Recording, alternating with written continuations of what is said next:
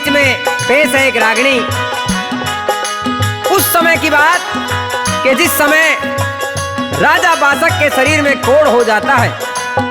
अब तो अपनी बेटी नवलदे से कहने लग जाता है कि बेटी तुम्हें पांडवों के कुएं से जाकर के जल लाना होगा और उस जल से मुझे नहलाना होगा, तभी मेरा शरीर स्वस्थ हो सकता है। आइए प्रेम साथियों, रागिणी के माध्यम से किस प्रकार से क्या लिख दिया और क्या बता दिया भला।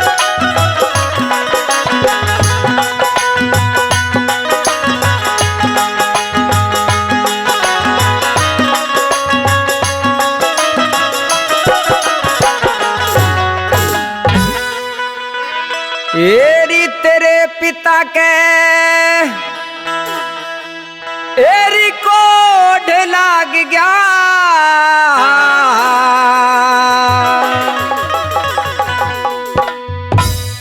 जो काया दुख ने खाई से मेरे,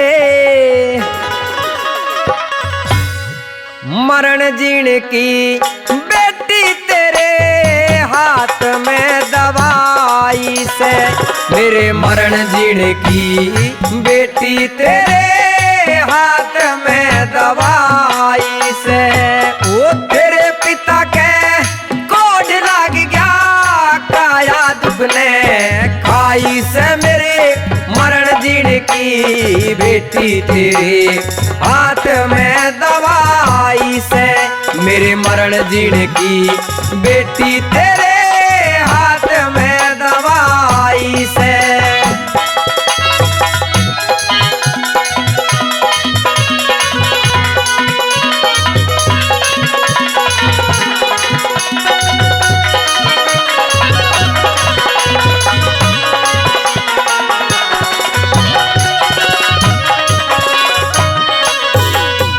हरी काया के माँ चीस लागरी, मेरा जी लवा दे बेटी, छाती ऊपर पहाड़ धरा तू, दुख की हटा सिला दे बेटी, पांडवों के कुएं का मन लाके नीर पिला दे बेटी, पांडवों के कुएं का मन लाके नीर पिला दे बेटी, उस जल से मन नीला दे बेटी, वो जल से मने नीला दे बेटी, तेरी इसी में भलाई से मेरे मरण जीण की बेटी तेरे हाथ में दवाई से, मेरे मरण जीण की बेटी तेरे हाथ में दवाई से।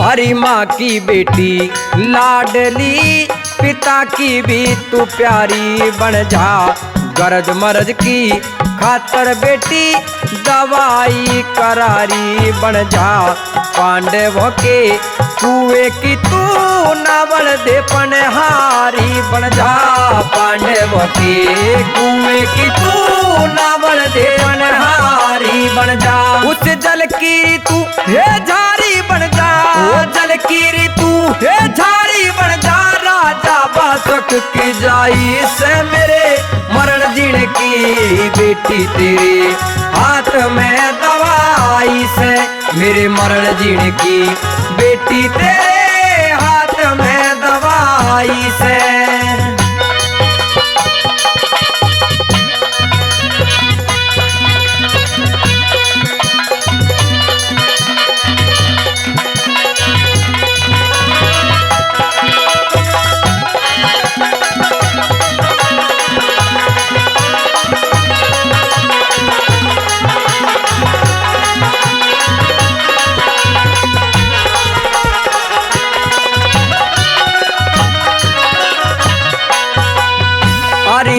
पिता पे कंट्रोल बेटी मन का भी इंतजाम करिए।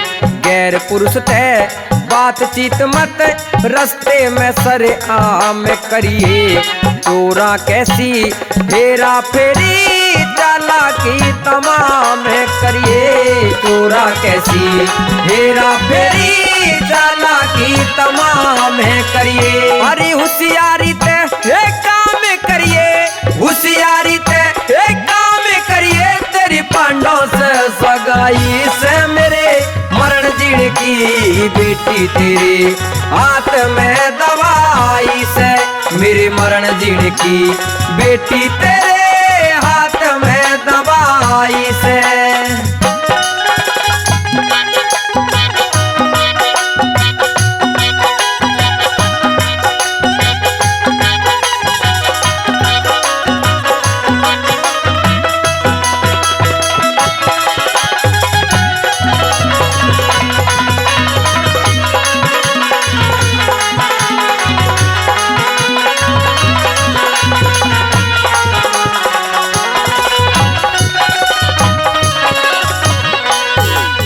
अरे तेरे हाथ में विजय बताई जीवा तय जीवा दे जंग।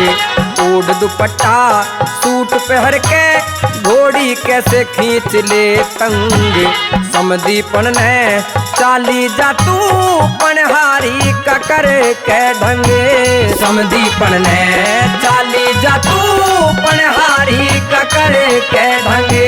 ए दया चंद तेरे गावण का ढंगे, ओ दया चंद तेरे गावण का ढंग। तेरी जीव में रसाई से मेरे मरण जीण की बेटी तेरे हाथ में दवाई से।